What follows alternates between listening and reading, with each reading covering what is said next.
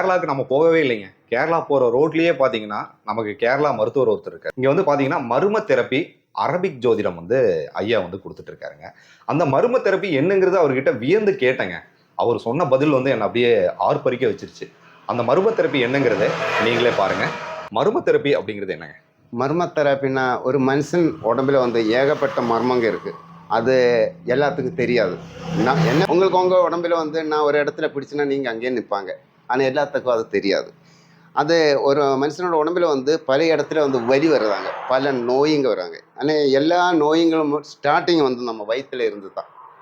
ஆனால் அது வயிற்றுல இருந்தா இல்லை வெளியில் இருந்தா இல்லை உடம்புல வேற ஒரு இடத்துல இருந்தான்னு நமக்கு தெரியணும்னா நம்ம நாடி பிடிச்சாலே நமக்கு தெரிஞ்சிடும்.